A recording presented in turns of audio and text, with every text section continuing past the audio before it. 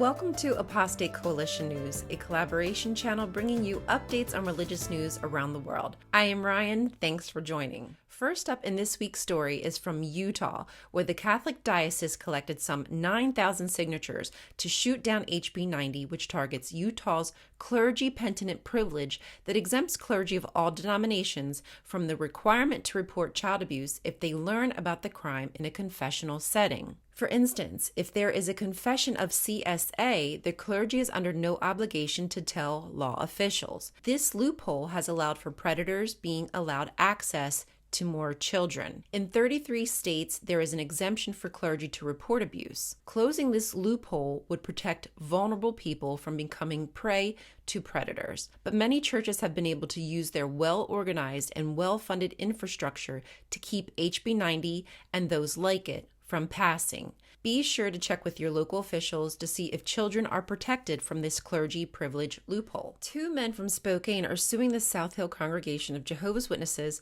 for keeping an alleged physical and sexual abuse secret instead of helping or reporting the abuse to authorities. The man who assaulted the children back in the 70s was an elder who abused his position of authority inside the congregation. Even after the abuse was reported to other elders of the church, the elder continued to be allowed to groom and abuse children. There will be a hearing for this case on November 4th.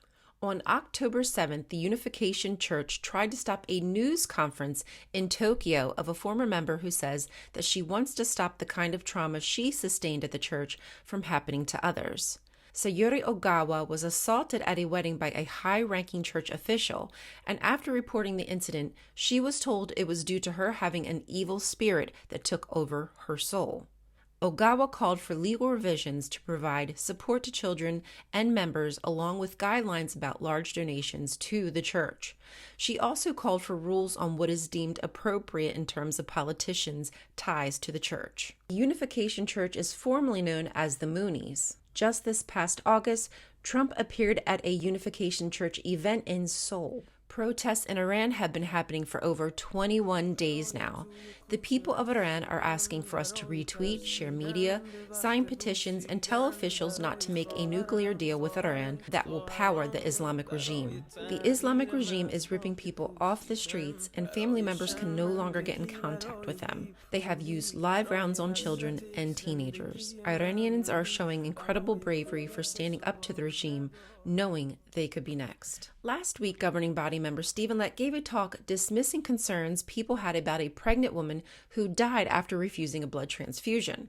He blamed the woman's death on the hospital staff's lack of urgency. I wasn't sure which case he was referring to, so I decided to search and found several cases. In this case from Sydney, Australia, the woman and her fetus died. After a couple clicks, I found this study which states a total of 332 women who were Jehovah's Witnesses had 391 deliveries. An obstetric hemorrhage was experienced in 6% of this population. There were 2 maternal deaths among the women who were Jehovah's Witnesses, for a rate of 512 maternal deaths per 100,000 live births versus 12 maternal deaths per 100,000 live births. This means Jehovah's Witness women face a 44-fold increased risk of maternal death due to hemorrhage. The organization refuses to acknowledge they place their members in harm's way to encourage victimization and martyrdom. Apostate Coalition News is well aware of the tactics used by religious organizations to control the narrative. We may have left religion behind, but we must keep speaking up to keep religious policies out of our government and most certainly off of our bodies. A friendly reminder to wear orange November for National Native American Heritage Month. The Supreme Court will be hearing a case to repeal the Indian Child Welfare Act known as ICWA on November 9th. ICWA protects the indigenous children from being removed from their homes and is in danger of being dismantled. Contact your local government and make sure they support ICWA. That's going to wrap up our religious news stories for this week. If you have any religious stories you would like us to cover, please drop them in the comments below.